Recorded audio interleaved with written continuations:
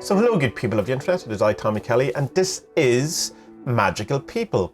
So what exactly is Magical People? Well, it's a podcast, as you may have guessed, but the idea is that once a month, because I think that's doable for me, I will talk to someone about magic, some other person in the world who is also into the same type of things I am into. Originally, the kind of idea that I had for this was that I would talk to like everyday wizards, people who use magic who aren't necessarily doing a blog, doing a podcast, or writing books or anything like that. But what I've kind of quickly come to the conclusion is that most people I know who are into this are also into some sort of creative thing, so they probably do have a podcast, a website, or a book out or something. But it's still want to have that idea where I'm just talking to people who just use magic as, an everyday approach to thing. They're not trying to become world famous magicians, or they're not trying to be the next Crowley. They're just living their lives with a magical outlook. So I've been conversations with people, obviously, in private over the last couple of years, be that be on Facebook, which I'm now hopefully mostly rid of, or on the Discord, or on Twitter, or any of these kind of places, or via email. And I found that I've learned an awful lot from these people. And I thought it would be good to have these kind of conversations a bit more out in the open, so that other people could have a listen and see what wizards talk about, I suppose. So first up we have, and I'm going to get this pronunciation wrong because that's how it is, Sepherion. Sepherion? Let's go with that. It's something like that. So I hope you enjoy this conversation. It's a bit about him, his approach, and then we kind of veer off into different kind of topics as well, which is my hope for this. It's more a conversation, it's not an interview. We start off with, how'd you get into magic? What's your magic approach? And then we see what happens. So, good people of the internet, welcome to the Adventures in Woo Woo Network, I suppose now, where I have a number of different things going on. So I hope you enjoyed this conversation, because I certainly did.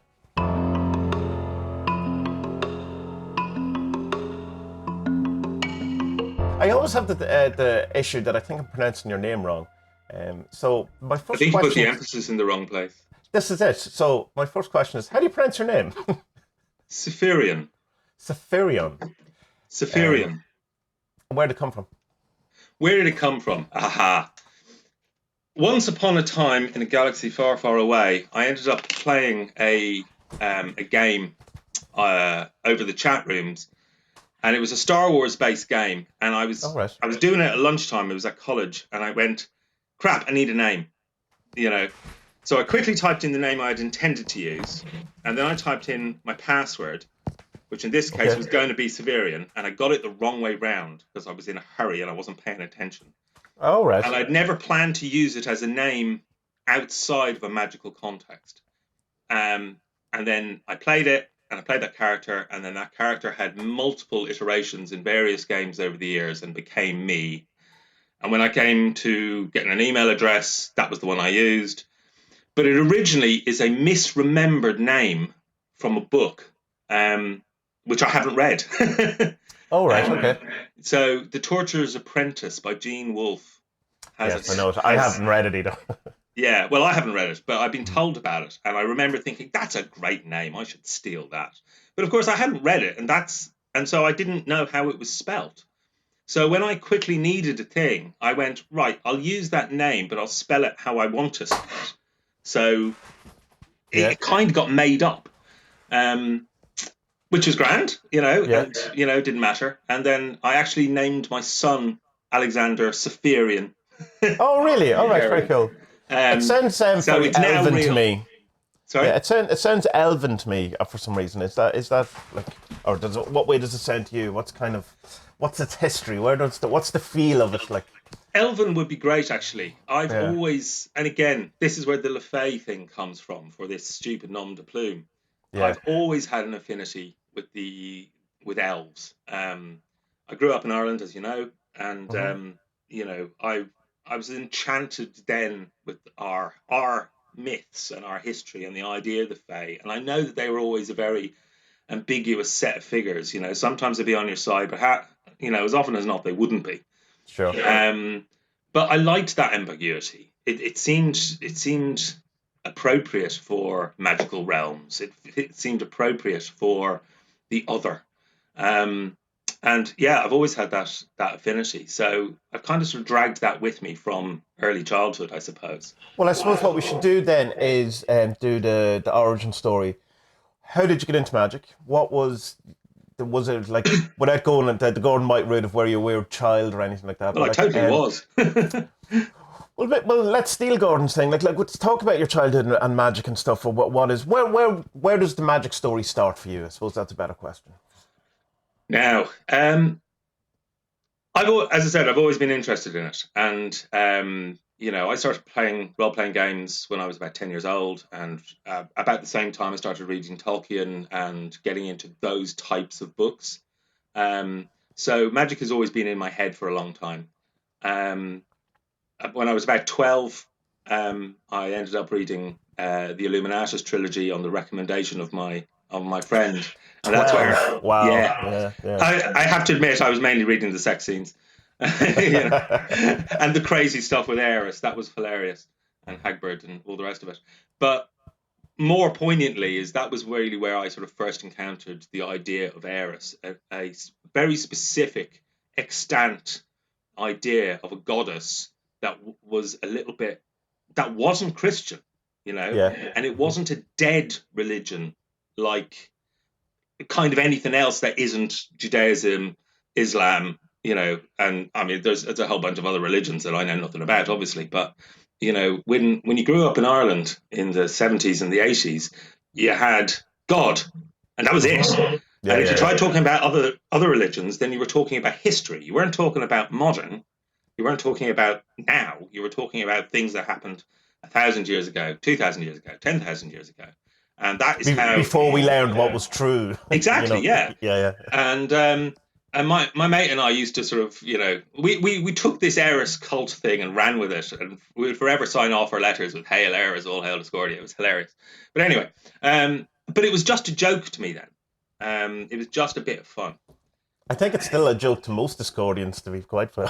It is. It totally is. But there's a joke with meaning and there's a joke without meaning, isn't there? Yes, that's You it. know, That is, yeah. and what and it took me a long time to come back to the Discordian thing, but when it came back with meaning. It wasn't empty. It wasn't just stupidity for stupidity's sake. It wasn't just Operation Mindfuck, as they might call it, Yeah, yeah, of going yeah. around and messing with people's heads, But anyway, I leap forward in the story somewhat. So I was doing this up until I left Ireland. I left Ireland when I was about 14. I think I was 14, just coming on for 15. And I came over to the south of England, and I hated it. And my life Did literally. you come over? You came over with family, I assume. You didn't just Yeah, leave home and run away. no. My dad moved over here, and my parents were split up. So me and my brother were living with my dad, and my dad, there was terrible shortage of work in Ireland in the late 80s. Sure. Yeah. And we lived in South Dublin in a very affluent area, even though we were poor as anything. We had a tiny little flat in this ancient house surrounded by very modern, very expensive houses. Right. So we were the poor kids. But anyway, he basically got to a point and said, "Look, we're going to England, guys." Or more to the point, I am. You have a choice. You can either come with me or you can go and live with your mom in the depths of Roscommon, miles from anywhere.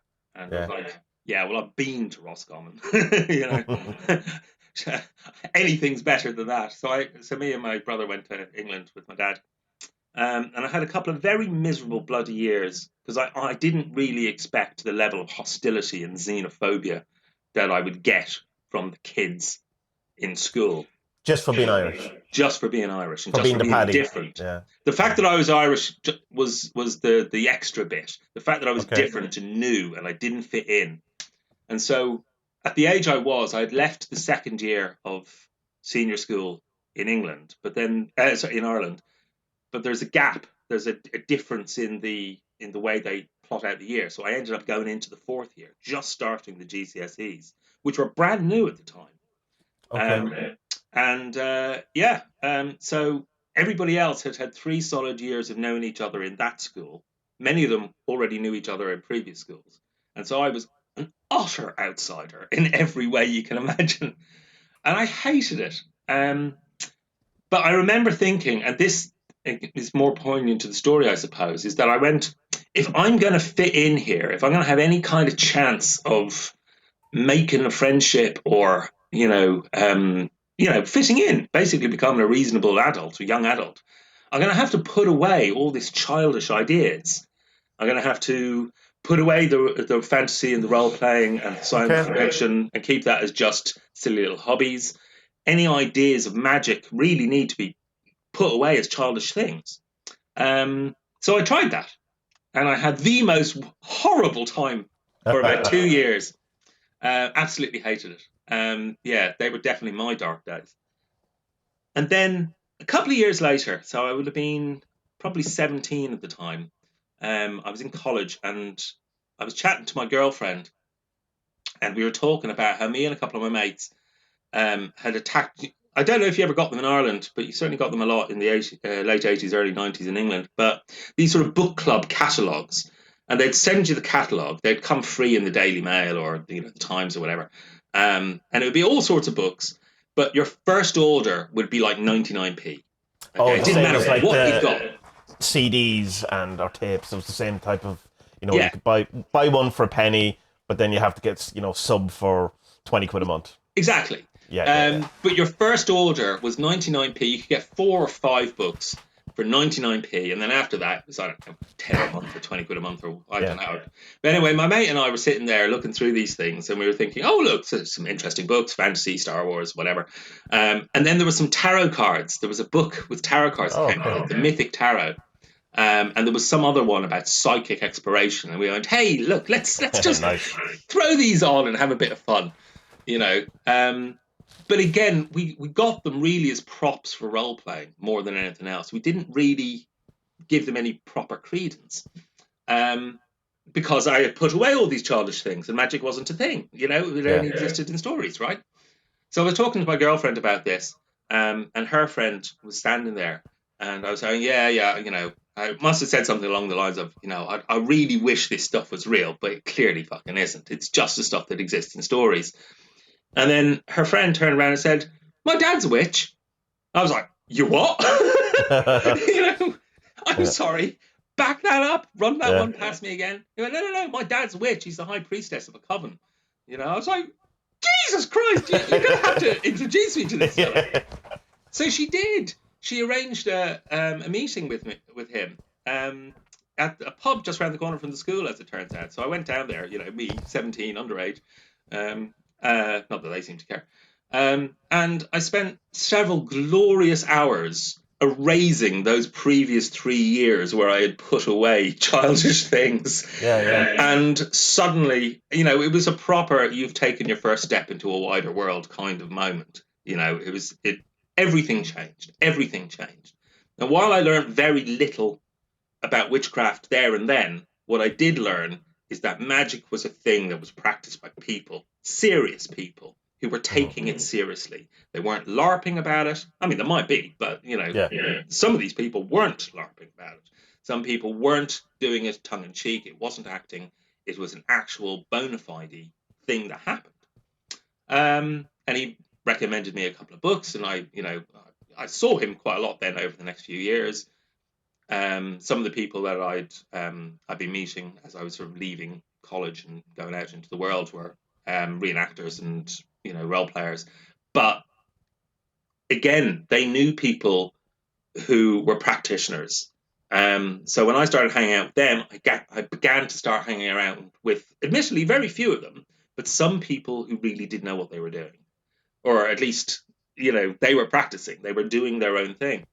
And so, for all intents and purposes, I started a journey into witchcraft. Very much a sort of a hedge witch. But that's how I started, and never stopped. Define hedge witch, because it's a thing that's kind of thrown about a lot, and it's kind of, I think people kind of assume that everyone knows what it means, and some people think I can kind of use hedge witch in the sense that people use chaos magician, in that it's kind of, I do my own thing. Is that what you mean by hedge witch? I suppose so, yeah. But also, certainly then, I don't know if people think about it now. I presume not. But back then, when you thought of witches, you thought of covens. You thought of a group of them. You thought of a structure. You thought of a little sort of cabal of people that did the The same kind thing. of stereotypical Janet Farrar kind of type thing. Yes, Totally. And that's what people did. So, but I wasn't that. Now Ray was, as I said, he was the high priest of a coven, which I didn't really want to have anything to do with. I liked him and I liked learning about it, but I didn't want, I didn't really want to work with other people, not in that way. And did you join? Did you actually join the coven, or were you just in the... No, I didn't. No. I wasn't invited to, but I think the reason I wasn't invited to is I had made it very clear at the beginning I didn't want to.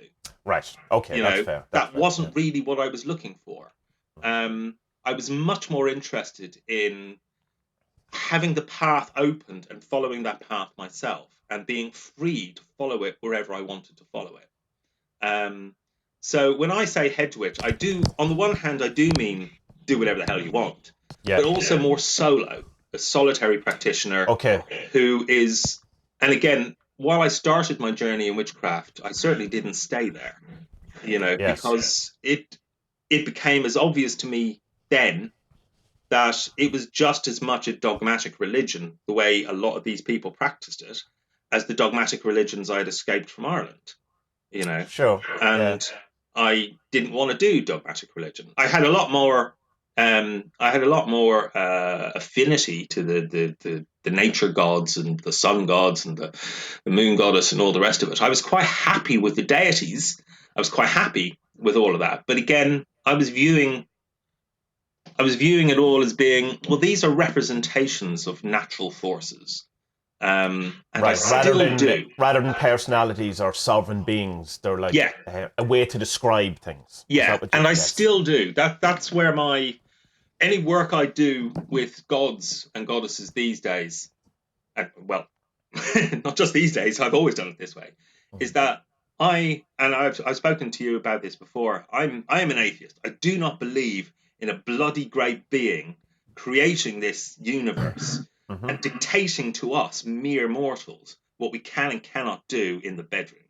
That makes no sense to me. No, it does. But I mean, the kind of thing that, when we talked about this before, and I suppose to bring people in, is that I find it hard to understand. Not hard to understand. I wanted to just hash out with you how you can have a kind of a feeling of there's something more than this, a non-materialist outlook, non-reductionist materialist outlook with it, and still have the idea of being an atheist. And I think it's more sense that what you're saying is it's a rejection more of religion than of woo, in the sense, I suppose. Would that be fair? Yeah, totally. Yeah. It's not that I don't believe that there isn't other things. I'm not a material reductionist. Yeah. Okay. But I do believe that that's where we have to start. Okay. Yeah? Why? You can't start dismissing climate change because your God says it's wrong. Sure. The evidence suggests some of this stuff actually really totally exists, and you can go up and poke it. Yeah. And some of this stuff is a lot of your opinion and your assumptions. And when you start jumping into those areas where all you have is unverified personal gnosis, then you can't expect me to accept that.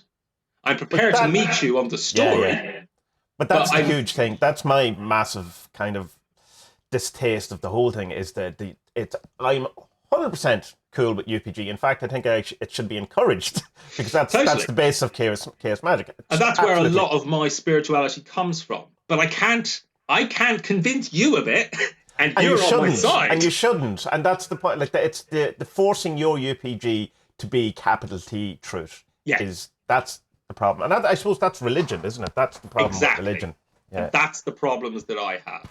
So, but I don't have a problem looking at deities across the spectrum, everything from the most ancient things to the most recent things, including the flying spaghetti monster. Okay? Sure. Yeah. Because to somebody like me, that's just, it may be absurd, but so's the rest of them. Well, it's Alan Moore's fake snake god. He says, "I'll worship this and see what happened," and it says, "Oh, and it turned out it worked." That's interesting. So, ta-da! And exactly. So when I started this, all of this, I mean, obviously, I'm trying to work in a sort of a witchy kind of thing, a sort of a pagan pantheon, and now I'm finding myself at that point, were you describing yourself as a witch, or what identity did you have, and what magical kind of sense of yourself were you dealing with or describing as? I describe myself as an adventurer more than anything else, Right. because I didn't know what I was doing. I was But if you were in the pub and you were trying to explain magic, you're not going to answer by go, "Well, I'm an adventurer," or maybe you did, but like it doesn't really. It doesn't. I was quite drunk a lot of the time. I answered all sorts of weird things. But would witch have been the, or was it Discordian yet at that point, or No, it wasn't Discordian. Even though I think I was quite Discordian at that point, and I didn't really take that label until quite a bit later. I was. Yeah, maybe witch. I probably didn't even call myself that. I probably didn't really have yet a term for what I was. I probably occasionally used witch. I probably occasionally used mage, actually. Mage is a term. Again, I describe a lot of my thoughts with references to fiction and to role playing, not because I think they're necessarily real, but they're the only people outside of religion that try to. Sure. Yeah. Okay, yeah. So, for example, one of the things, a term that I find myself using a lot when talking about the backlash of casting a spell, yeah, which we all are aware of the concept, whether we believe it exists or not, is paradox backlash, which I've stolen from a White Wolf role playing game. Okay. Because I've never heard a definitive term anywhere else for it. Okay. Yeah. There will be other people who will describe it, and everybody knows what you mean, but nobody really has a good term for it. So that's as good as any, you know. Yeah. And I will happily plunder Douglas Adams and Terry Pratchett for descriptions of the universe and descriptions of magic and descriptions of gods, because even though they're joking, even though they're having a bit of fun, they have either deliberately or otherwise stumbled upon really good analogies for the stuff that we take seriously. And they're both atheists, as far as I know. Douglas Adams definitely is. I'm not sure on Terry Pratchett. I based on his work, I would suggest he comes at the idea very much from the same direction I do. Yeah. So so it seems a natural kind of thing to use that kind of their kind of aesthetic, I suppose. Yeah, totally. And again, I think because they are atheists, or because they are suitably skeptical about the whole ideas, they push those, they pick at the scabs a little bit, which believers wouldn't, or tend not to. Which means that you can there's lots of little in-jokes about it, but they're in-jokes that, again, they're more than just the joke. And the way Discordianism, look, there's plenty of Discordians who are doing it for the crack. All they want to do is run around and spray stupid shit on walls. And the way that chaos in bunny ears, I joined CMG a couple of years ago, probably because of you, actually. All right, don't blame me. Don't blame me. I hadn't heard about it until I'd heard you talking about it. And I went, but actually, I wasn't really part of the internet magic scene at all up until a couple of years ago, when I started listening to you and started listening to Gordon and started listening to a few others. Yeah. I was blissfully ignorant, that those people were out there. But I decided, because I wanted to sort of, I wanted to start doing more work on my book, which I've been threatening to do for 20 years. And I wanted to sort of do a bit more research. I started, I met you, and, I came across Gordon, I came across Jason Miller, I came across some other really interesting people who I would love to sit down and chat with. But anyway, because of all of that, I went, what is this CMG? Oh, crikey, there's bloody questions to get in, for fuck's sake, And I answered them. I didn't know the sort of weirdos that would be in there, so I answered them as honestly as I could, not realizing that it was just 98% of them in there. They're just taking the piss. Okay. Yeah, and the thing with CMG is that it's more Discordian than it is kind of chaos magic. But it's a lot of it, in my opinion, my UPG is a lot of it is getting it wrong. It's trolling for the sake of trolling, and it's almost avoidance of your own personal issues. Yeah. You know, it's kind of, I will poke at you because my life's a mess, and I want to avoid that, and I want to feel a kind of power over other people. It's that thing of knocking people down to elevate yourself. Absolutely. And I can't be doing with that. No, I can't be doing with it in. No. I don't accept it with people in my physical, personal sphere. I will stand up to them, and I will, I will say, look, I'll take them down a peg and say, look, for fuck's sake, this is not how reasonable, civilized people behave. You know, even intelligent ones, even stupid ones, even open-minded ones, even closed-minded ones. If you pulled that shit in the pub, you'd get a smack in the face. Well, you'd have no friends. You just wouldn't. You wouldn't be invited to the table again. Yeah, exactly. So in my personal sphere, I don't allow people to act like that. And if they insist on acting like that, either they get turfed out of my house or I leave theirs. One or the other. That's it. So I suppose it'd be nice kind of segue into maybe explain about how you got into Discordianism and what you feel it is if it's not that. Well, you know, that kind of element of it. No, I think Discordianism totally is that. Or there is a lot of that. Yeah. I don't feel that I'm an authority to tell you what Discordianism is. No, well, I mean what your sense of it is. I'm not asking you to come from any place of authority at all. Yeah. Although, interestingly, by coincidence, I've just picked up Brenton Clutterbuck's Chasing Eris book, which I'm about halfway through at the moment. And that is an eye-opener. It's brilliant, and it's funny, and I well recommend it. And it's teaching me all about the history of Discordianism that I never really knew. Right. It's interviews with people who were there at the beginning, the people who knew Kerry Thornley and Greg Hill, and the sorts of shenanigans they got up to. It's hilarious. I can only imagine. Yeah. So I'm definitely not one of them. They're way committed than I am. So my take on Discordianism, I suppose realistically, I'm probably more an Arisian than a Discordian. I am using Eris as a god form to exemplify chaos. Okay, she is the goddess of chaos, and in this form, over the years I have come to view the universe as being the primal thing, the primal force, the thing that made everything start was pure chaos with a capital C. And just as you would hold up a sun god or a moon goddess to represent those things that you can poke, then Eris is that. And is it chaos though in the sense of strife, destruction, and that kind of thing, or is it the kind of change? Potentiality. Yeah, it's the mathematical chaos. It's the and again, I don't have the authority to speak about math. So no, forget about that. But it is probability of pure probability that 9.99 recurring times nothing happens. But somewhere there is a non-zero probability that something bloody odd will happen. And I think that's how we got our Big Bang. I think that's what drives everything around us. The idea of strife and discord and the negative connotations that chaos brings and that Eris has been cloaked with is human. Okay, chaos is a force, but strife, the concept of something being bad, being against what you want, is a human concept. For me, it's an opinion. Because if you look around, shit happens all of the time to people who don't deserve it. Okay, across the board, it's in every aspect of nature. That's what life is. Life includes shitty death.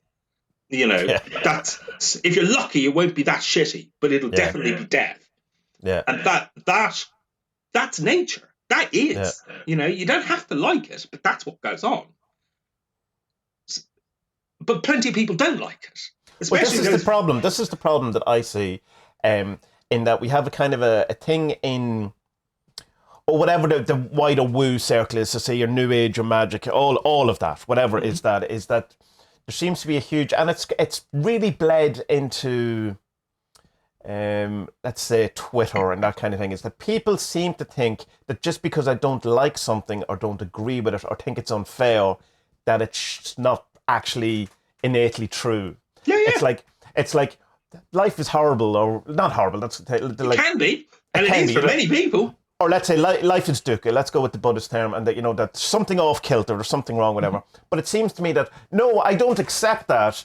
We should change that. We need to change it. And anyone who says that is the truth is a liar. And you're going, well, you see, that's why we're in so much trouble, because we're not allowed to look at truth, at horrible things, because you shoot the messenger and you blame them as if it's their fault for pointing it out. Right? Yeah. And this is why I think Eris, as goddess of chaos, rather than Eris, the Discordian figurehead, has got such a crappy name. Because people don't like death. People don't like chaos. People don't like strife. You know, all these underworld gods and goddesses have been thrown down there by the righteous, sun god, because literally demonized. Literally demonized. And that's fine. That's fine. That's what humans do. But that's not real. That's not what's there. It's not a good example of what life is. So and I never use the word worship to refer to what I do for anything. I don't worship any of this. But the reason why I worship Eris, the reason why she holds such a strong place in my heart, is because it's a reminder that what life is has the good and has the bad. It has the ordered and it has the disordered. And you have fuck all to do with any of it. Okay? You've got to accept it. And that's the game you're playing. Until you stop when you die. That's it. And I mean that again, rehashing the Buddhist thing, is that it's not that life is shit is the reason you're unhappy. It's because you don't want it to be.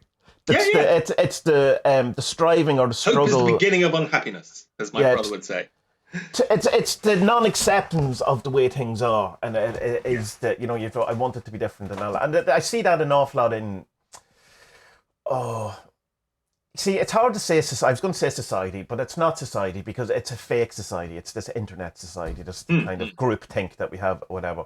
But you certainly see it in occult circles, and I think what happened with kind of, in a sense, New Age, is that it removed Eris from the equation completely, and there was just this focus on, I suppose, Fortuna or whoever is the opposing kind of figure in that, where it's all about, oh no, you just have to think positive thoughts. You just have to be happy and no bad thing will ever happen to you. Yeah, but bad things happen to these people. Oh, well, they obviously did something wrong. Yeah. It's kind of this human nature. When you hear something bad happen to someone, you instantly try to find out what they did wrong. Yeah, and that's because and to make them the fault so it doesn't happen to you. That's, but it's, I think there is a huge kind of, not a badness, a disservice we do to ourselves by forgetting the Eris kind of situation of life. Totally. There's also a thing, I don't know if you've ever gone into the Peter Kingsley stuff, and he's only the stuff you've been reading and I have the most love-hate relationship with the man. But he has a very great point. He talks about Eris in reality, and he talks about that it's only true, you only escape the world, or escape whatever it is we're doing, whatever is the kind of words you want to use. It's true strife and true Eris that escape is possible, not true for fortune and the beloved and stuff like that. So it's the nature of chaos is the breakthrough, and that kind of stuff. I mean, I'd say the nature, the path for me is to understand that that's there, and then make the love and make the fortune and make out of it what you can. Sure. Chaos is the tool you have been provided, and to ignore most of it because you're only interested in the good bits is close-minded and short-sighted and just doomed to failure, really. These people who say there's only love and light in the universe are clearly demonstrably wrong. Okay, and that doesn't mean they're wrong. They're bad people, or that they've got a bad aim. But I think they're ignoring the monster under the bed. They're ignoring the trapdoor in the dark. That's it, and then it bites. It's a bigger bite in the ass when it comes to them. When you fall down the trapdoor in the dark, you'll go, "Oh, woe is me!" Yeah. But an Arisian or a chaos, a proper understanding of chaos will remind you constantly to turn on the fucking light before you go in the cellar. Exactly. Because don't if you do what don't, everyone does in horror films. Run away. Exactly. If you don't take the appropriate precautions, and you should know what they are by now, then you can't really blame anybody when you trip over the dead body or fall down the hole or get eaten by the monster or whatever. And I think that's as a good an analogy with a magical practice. Yeah. To I think suddenly it's important. jump, woo, a second, Yeah. I think it's important to say, though, magical practice. Sorry. I think it's important to say, though, that it doesn't mean going the other way. It doesn't mean that life is shit and that, you kind of... No. You profess that, it's not that you don't demonize the world. I mean, it's that thing of that... Not it's quite a balance, but it's the good and the bad. You have to take both. It's not New Age, it's all good, and it's not kind of whatever, I was going to say Satanism, and Satanism certainly is probably more in the New Age than it is on the actual thing, but it's the... Whatever the opposite of New Age is, it's not all bad either. It's not the edgelord kind of the world is falling apart kind of, apocalyptic end times. Because we've always lived it in apocalyptic end times. Right, I'm hesitant to go into this because it could go into a longer conversation. But the idea of the apocalyptic end times is kind of something that I feel we've always existed in. But it's like that we always kind of think, like not necessarily, from, I suppose, when people started waiting for Jesus to return. And when there was that kind of time of when he was about, if he was about, was that they thought it was going to happen in their lifetimes. And then everyone thinks it's going to happen in their lifetime. So... Which, the apocalypse or the second coming? Both. Well, it's the same thing, isn't it? Like from a Christian point of view. So it's while we have this kind of aversion to the darkness or whatever, we also have this kind of run to the end times or whatever. There's this kind of need or this kind of I don't know, addiction to disaster as well, and to crappy news and to feeling that the world is terrible and all that. So like there is that kind of undercurrent of that going on too. So I don't know how that balances out. Is that just media fed? Is that just something that we're kind of pushed on us, or what? What's your thoughts? That's an interesting one. I mean, excuse me. I've been listening to your Tommy and Spud podcasts, which I love, by the way. I would love to hang out with you guys in a pub and have that conversation with you. It'd be brilliant. I'm sure we will at some point. Because I join in, join into the conversation when I listen to it. Sorry, comments usually, but the one about the media and the advertising and your man, I can't remember his name, but the one Edward Bernays. Yeah. This is what I see around us all of the time. I think, and this is what annoys me. I see people who ought to know better buying in to the constant barrage of doom and gloom and other is bad, which feeds everything else. Yeah. Okay, and I know for certain that it's not that way, not the way it's being portrayed, and I know for certain that the reason why we're hearing this message constantly is it serves other people to have us afraid and at each other's throats constantly. I think so, yeah. And I think it can be confused with the kind of chaos Eris thing. And I think it's a very different current. I think that doom, gloom, doom porn thing, but it can be easily mistaken. And this is why I was saying earlier, I think it's important to say that it's not the opposite of all light and love. But it's not doom and gloom. No, I think chaos is better thought of, and today's a good example of it. It's New Year's Day, okay, the return of the light with any luck. If you come from my calendar, it was a week ago, but Eris is the turning of the wheel. Eris, it is the light and the dark in balance. Sometimes it's light, sometimes it's dark. Whenever you're going through the good times, be aware, not scared necessarily, but be aware that it doesn't last forever, and you wouldn't want it to. When you're in the dark times, be aware, take hope and heart that it doesn't last forever, and you surely wouldn't want it to. It's constant change, constant motion, constant potential for things to be different. And give it long enough, it will be. My wife occasionally goes, well, of course you're in fucking chaos. You worship chaos. You love chaos. And it's like, no, I don't love chaos. Okay, I just understand that that's what it is, and I hope that the next turn of the wheel will bring us something better.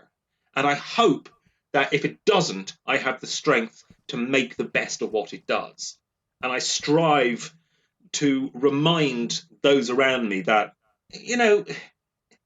this too shall pass, whether it's good or bad. So it's not about, so yeah, to get back to your point, the chaos that I see, the chaos that I worship, I don't worship, but the chaos that I acknowledge as being a primary force within not just my life, everybody's life, the universe, is just that. It is potential, it is change. It's not strife. We make strife. We certainly make it, and we will use chaos to create strife, and there will be people who will use it against us, that all of that will happen. But I think, and again, this is where my magical practice comes in, is that I'm trying to follow a series of meditations and actions that allow me to reset my emotional system and see things for what they are, rather than how I'm being told they are constantly by the media, by my friends, by my employer, by everybody. Okay, and to just pause for a minute and go, no, wait a minute. My reality is 99% my construct. And if it is, then it's my power to change that construct. I can't change the actual facts of the universe, but I can certainly change how I perceive them. And it's an interesting thing, because when people talk, it's interesting the whole thing about chaos magic, and people are into chaos magic, and the people who seem to gravitate to it kind of move away from the principles of it very quickly. And it's this idea of belief as a tool. And this is what you're pointing at there, obviously, that 99% of your life is a construct. And it seems to be something that people just don't use in chaos magic. They go straight to, wanking over sigils. Or they go straight to demons or angels. Well, no, they all have an aversion to anything kind of Christian, I suppose, which is fair enough. But to go, it's like what you were saying. It's like to go from leaving Christianity or whatever the background is to becoming a witch, which is the same thing but different clothes in many different ways. It's like depending on how you do it, yeah. But it's what they seem to, in the chaos magic thing, is this whole idea of beliefs as a tool. I'll stop giving it about other people and just talk about the actual thing. Yeah. So it's 99% construct, and the thing I've been thinking about recently a lot is that whole idea of even me is a construct, not just how I view the world, but me, myself. And it's trying to come away from all that. And this whole idea of that you can pick your own kind of, in a sense, reality. But there's a bit in between that I think is an interesting place that people kind of, I certainly skipped over as well, is trying to kind of, before I look at my lies I've been telling about the world and about myself, lies or whatever, stories. Yeah. And before I make new ones. That's the key word. Yeah. Before I make new stories, better stories, as I see it from the one, there has to be a ground somewhere in the middle where you could sit, where there's neither. And, rather than rushing straight to the one, once I realise it's all construct, rather than rushing to this new construct, do you feel there is benefit to kind of hanging out in that middle ground? Or is there a middle ground? Or are we only stories? Or what's your kind of thoughts around that kind of... Because that's where my brain's kind of going, that I can see where I've constructed myself. I could reconstruct myself, but is there a lesson to be learned in deconstruction and staying there? Yeah, I think there is. I think my advice would be, if you were actually asking me for my advice, I'm genuinely asking then you. My suggestion would be, once you have set foot on a magical path and got yourself all excited and enthusiastic about it, to do exactly that, to do the meditation. I mean, again, this is something I wish I had done 30 years ago rather than much more recently, to meditate and to just, to deconstruct this sense of self and find out where the ego is, find out where the thoughts are coming from, find out what is the story that drives that voice in your head that says, you're shit, you're useless, you're fat, you're ugly, or you're brilliant, you're important, you're the only one who's worthy of love. We've got so much going on in our heads, which is why all of the good writers mention meditation as being a healthy first step. I wish the first writers I'd read had said the same thing. But to find a bit of clarity, a bit of peace, a bit of actually, who the hell am I? Who am I? Where does that all come from? Obviously, there's genetic material that has made my body, and that genetic material has made my head and the chemicals that are therein, and that will drive a lot of how you feel on a day-to-day basis. You and I both know the fight against the black dog. And when it's there, it doesn't matter how fucking positive you're speaking to yourself. Life is awful. Even when it's not awful, it could be really good, but you are not living a good life. And vice versa. There'll be times of difficulty and hardship. But if you've got an enthusiastic mindset about it, then again, you're changing your reality. You're changing the reality you are living. So that has a lot of it.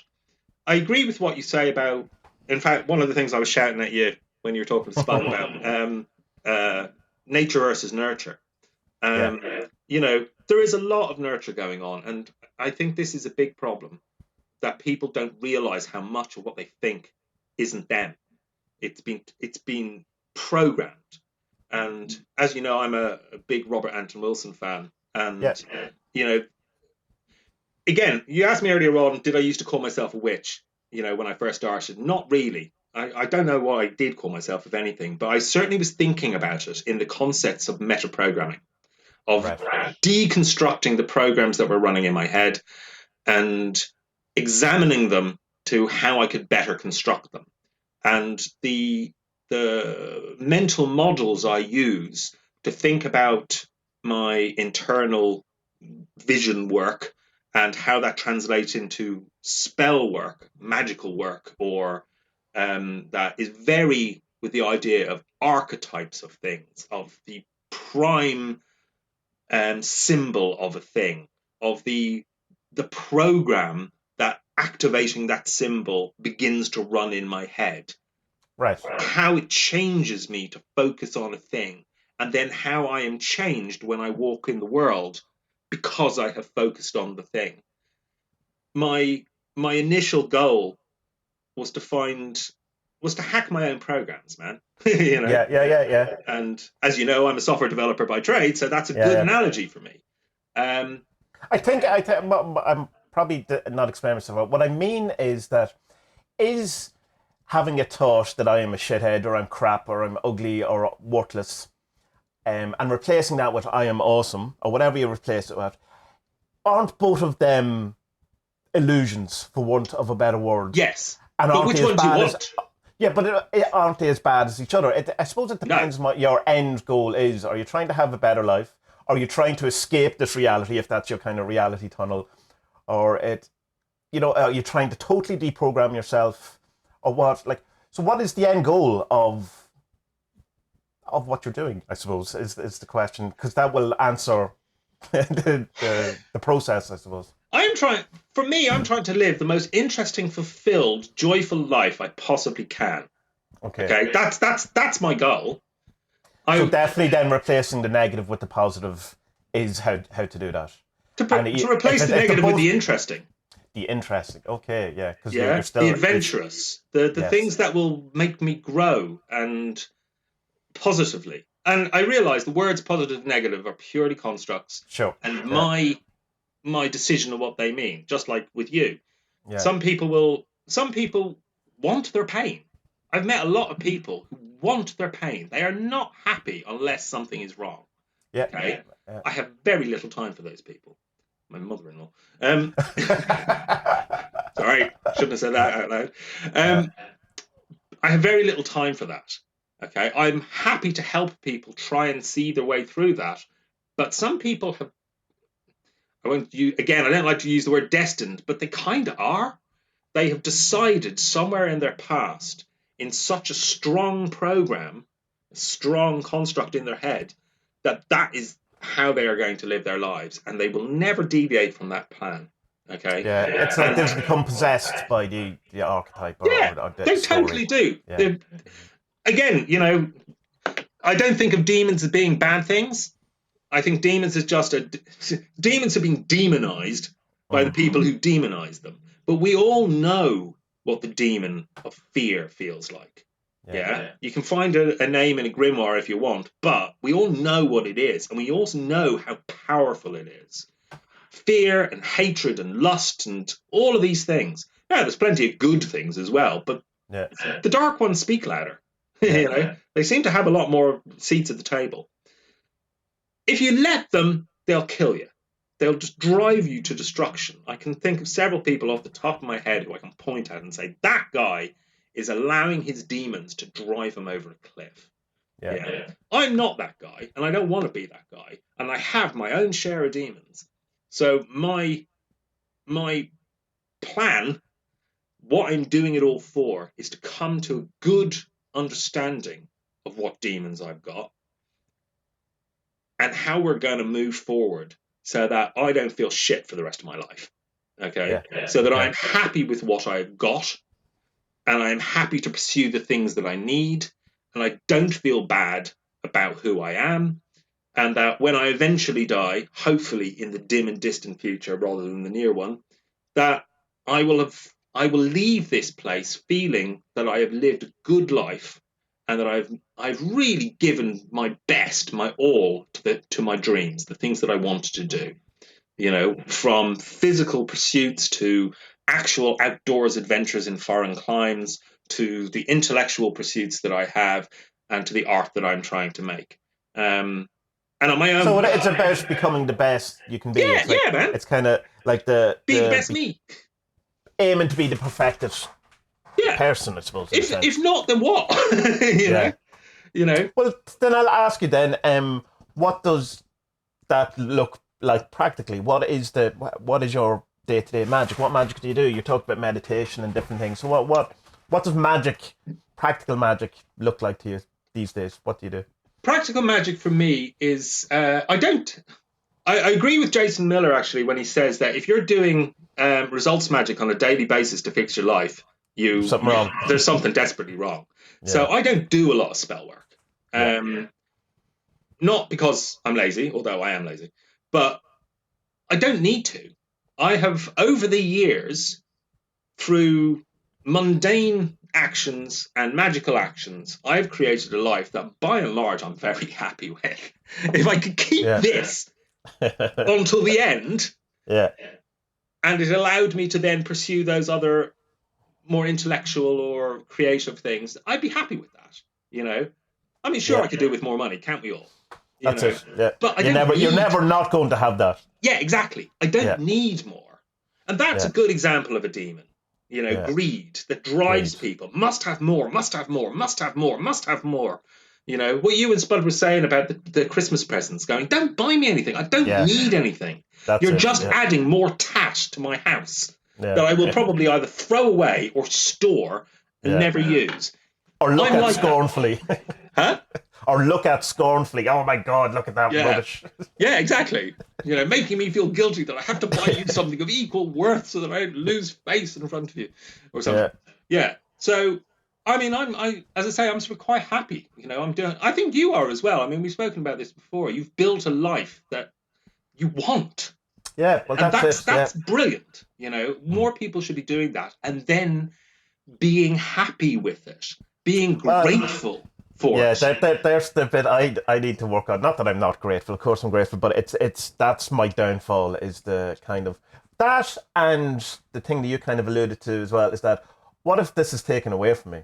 So you're still living in fear. And it can be tomorrow.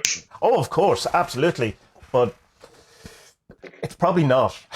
You know what I mean? And you can do it, but it's like building the life and building the thing. So what you're saying is, I think, is that you're no longer wanking over sigils. Is that what I'm hearing? No, I wank over sigils whenever I feel the need for a wank. May as well have a sigil. Yeah. So when you're saying, not to be the slide, but when you're saying that you're not doing any kind of spell work or whatever, are you saying you're meditating? I'm never doing it. Okay. No, I have a longer phase set of rituals which again I suppose is partially inspired by Gordon, partially inspired by Jason, partially inspired by my UPGs. That I have projects now, okay, as opposed to results based. Oh my god, I need to pay the fucking rent. I have projects. I have financial security, and I have a god form which I have decided is going to be the overseer of that. I have a major sort of sigil, I suppose, that determines the outside thing, and then I have sort of sub goals which I will occasionally throw power at. I'll whack up a sigil. I tend not to use sexual practices. Yeah, I don't find them that effective, to be really. I'm sure they're very effective, and they're thoroughly good fun doing it. But what I mean is effective for me. I don't mean they're ineffective in general, because I know people who are swear by huge results from it. Yeah. But again, that's not how I do. That's not how I learned to cast spells 30 years ago. you know? I'd be something more along the energetic or death pose, one of those sort of type things, holding a sort of a weird and difficult yoga pose to all the tension in your body builds to a critical mass that your mind is beginning to get a bit, oh my god, if I don't change position now, I am going to black out or something. Yeah. And then change that into a proper channeling that tension into the thing. I think that's how I learned to do it early on, and it's preferable for me now. And I honestly believe once you bring sex into it, your mind isn't on your magic. But I not 100%. Isn't the idea though of the wank and the sigil thing is that for that brief moment of ejaculation, is your mind is blank. That's meant to be the kind of a thing, which is the exact same as I suppose as being in the yoga pose. That's intolerable. It switches everything else off. But I think people can get confused with the wank and the thing because it brings in actual lust and it brings in all these other emotions that a more say meditative thing doesn't. Yeah. I remember having a conversation with a guy years ago, decades ago, and he was saying, "Are you, when he heard that I was interested in the occult, he said, "Oh, that'll be all Aleister Crowley and the sex magic." Oh, hey, and he was quite, and I was just thinking, no, that's not what I'm doing. And I'm a healthy, red-blooded young man. I want as much sex as I can lay my hands on, literally. But when I am thinking about those things, I don't feel that I am necessarily thinking clearly with my big head. Yeah? Sure. Yeah. I am distracted by other things. Unless the spell or unless the working is specifically to do with erotic or love kind of things, in which case, do whatever you want. I mean, do whatever you want anyway, but... Exactly, yeah. But for me, and especially, I mean, Gordon does this sigil shoal thing, right? Which is something I've taken to doing from time to time just to see if it makes any difference. Which, sometimes it does, sometimes it doesn't, but then, your results may vary.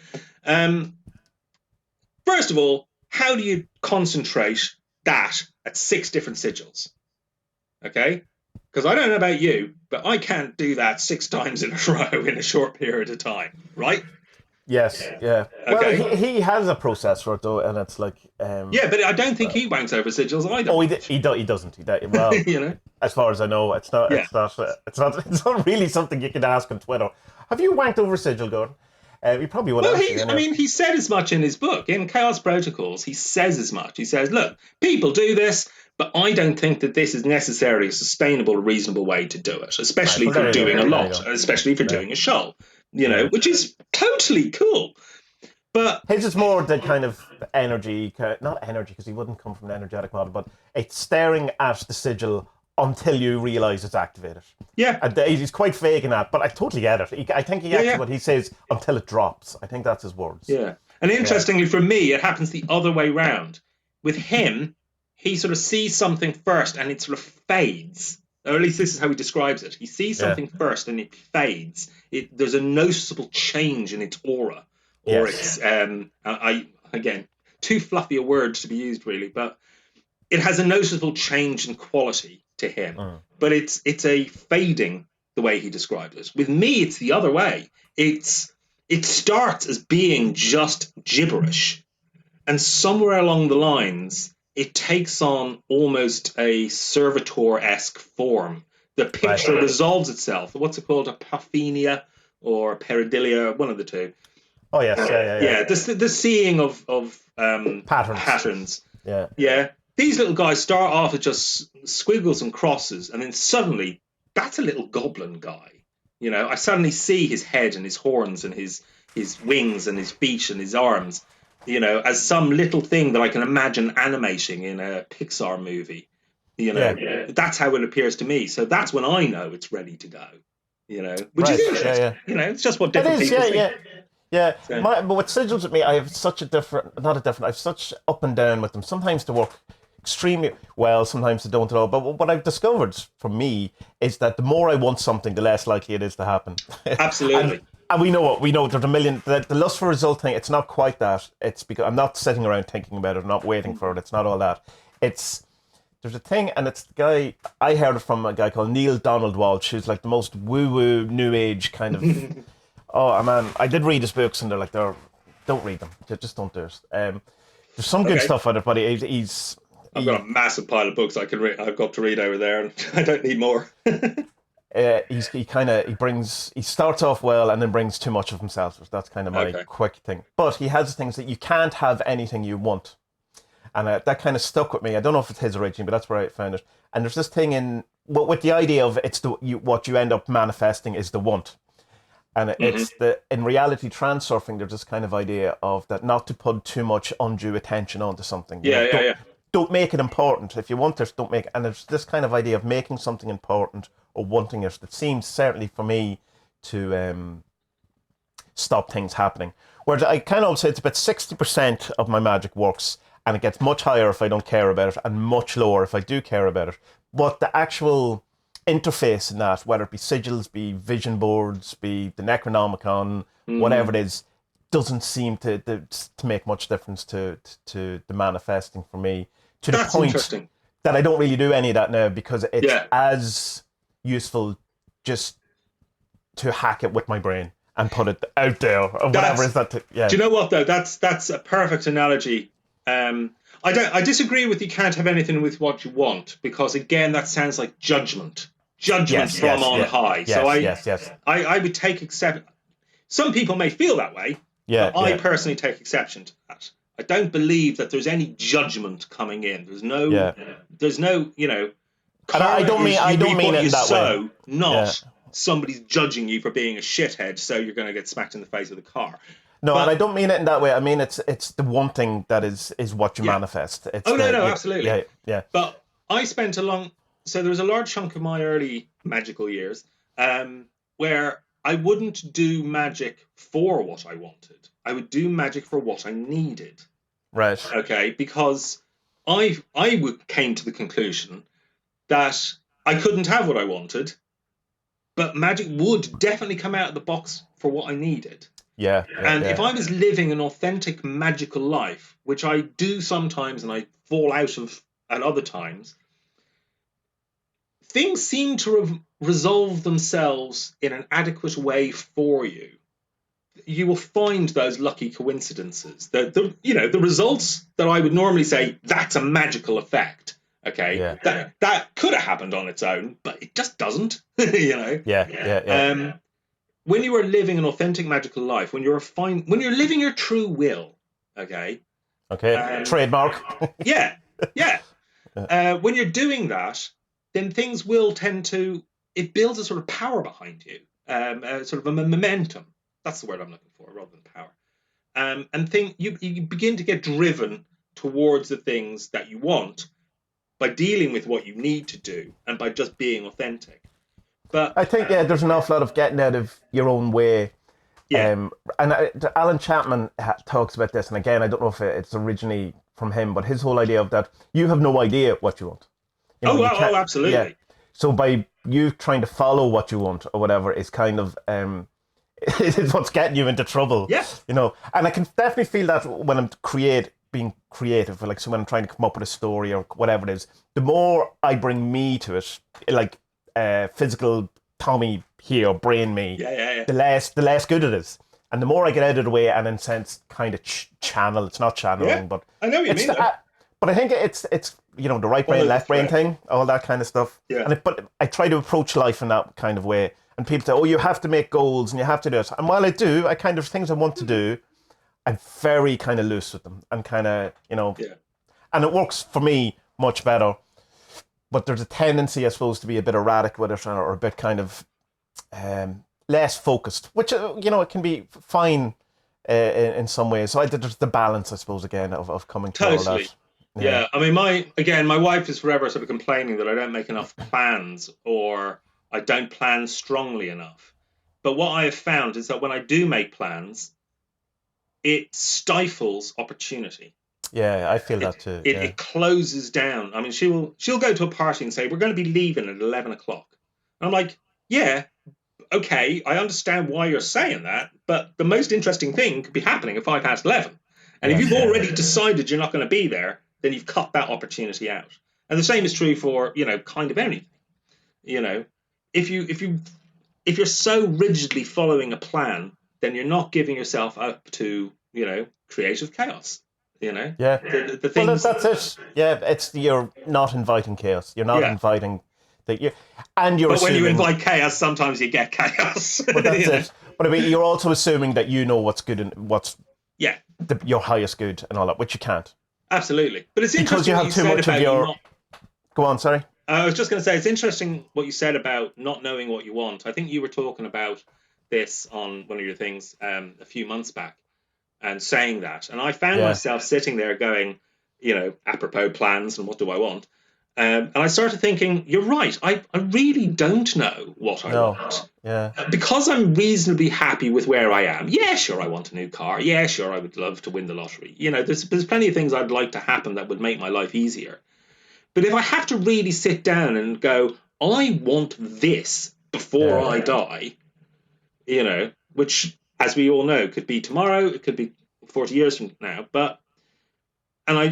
If I only had so much time and so much energy to give to certain projects that I want to see realized before the end, what are they? And that may well mean choosing between different options. To get that, you're abandoning that.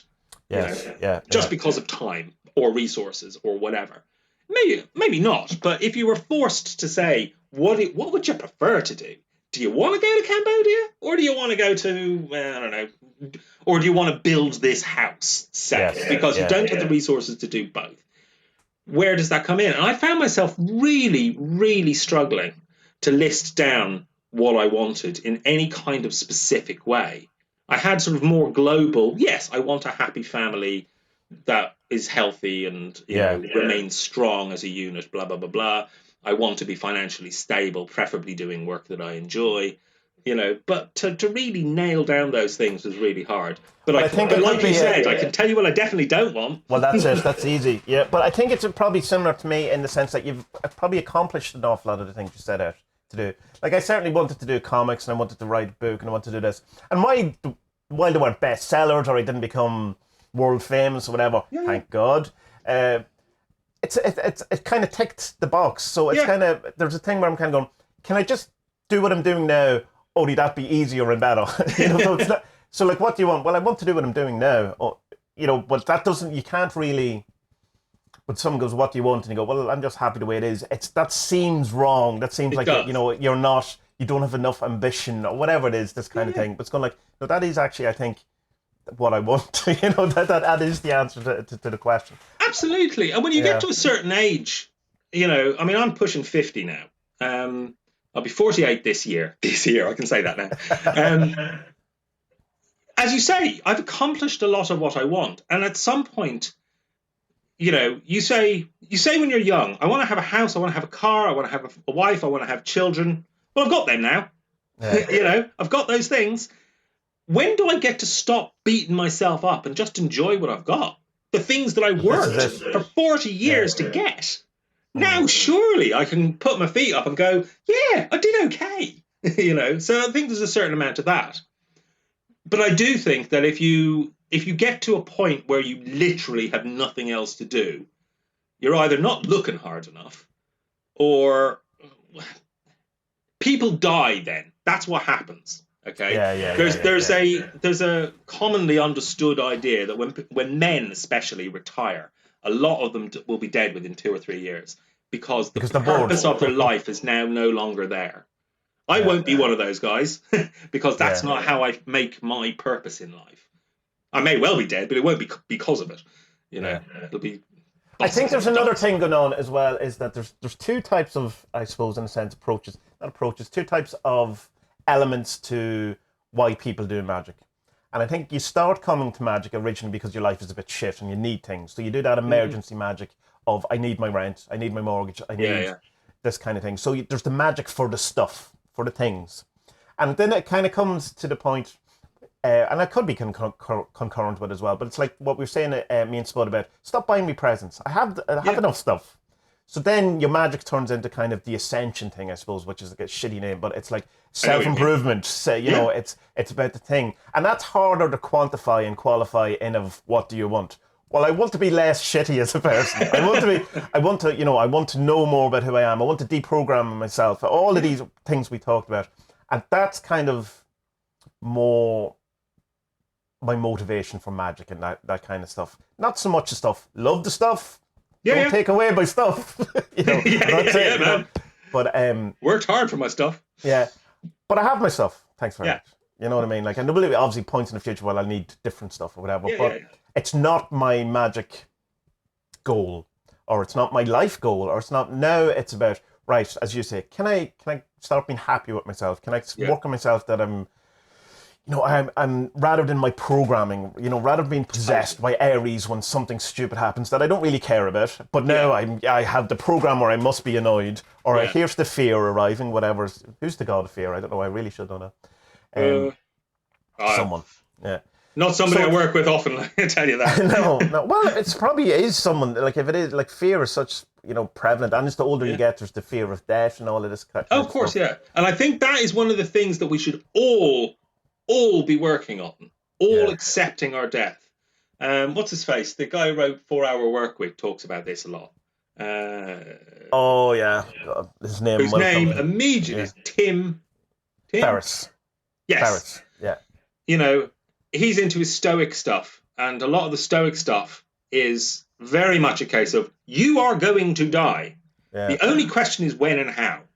You really want to spend some time accepting that and understanding that and coming to terms with that and being okay with that.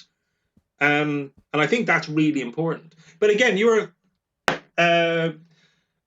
will remember about 6 months ago me banging on about Aidan Watcher's 6 ways. Yes. And I think that is kind of where I'm at now with a lot of my day-to-day magical practice. Okay. It's not about result magic. It's about living an authentic magical life in harmony with the world around me, of drawing magic into my awareness and perception, i.e. my reality, and engaging with those forces, ephemeral forces that I see in the world that, normal people, mundane people, non-magicians, muggles, if you will. Yeah. I was watching Grindelwald last night. I'm allowed to use that word. People who are not interested don't see. They don't see the fairies playing rings around the garden trees. They don't see the warmth and the sheer joy and magnificence of the sun or the moon. They don't feel the power of the sea. They don't feel the life force in the plants that they grow. They just don't, and that to me is hell on earth, to live an entirely non-magical life in a planet that is quite fearful. Yeah. So that's an option. You got that if you want it.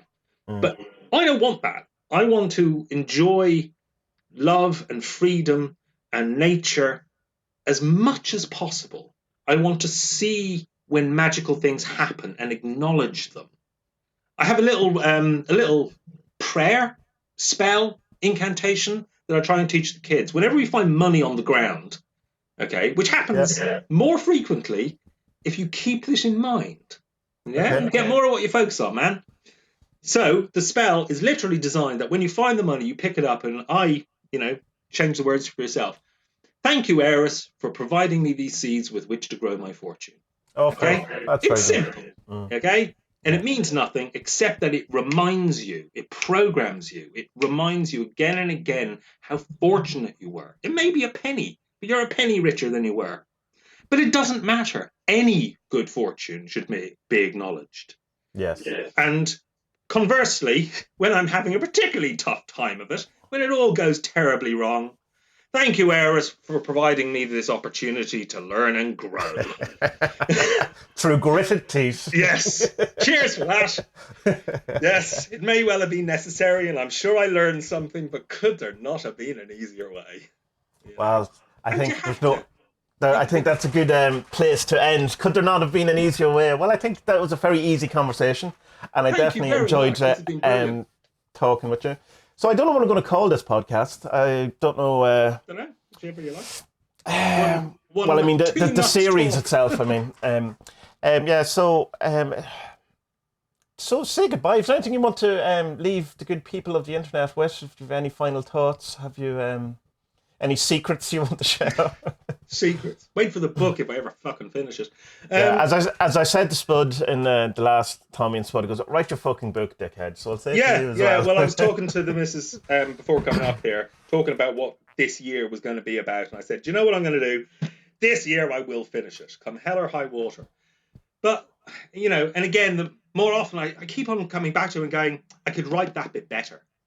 But that bit doesn't link to that bit. It's not. Yeah, get rid of that though. Just finish it. Yeah, because it's never going to be the book you want it to be, but it can be done. Absolutely, I'll do it. I'll do it. Hopefully, it'll be of interest to at least one person. That's all I care. But I'm sure it will. Yeah, leave with people. Be excellent to one another. That's the only thing I can say. Well, that's very cool. If we can do more of that, the world will be a better place. And stop hanging out on Facebook and CMG because that will ruin your head. Yes, that's to me. That's my resolution. Stay off Facebook.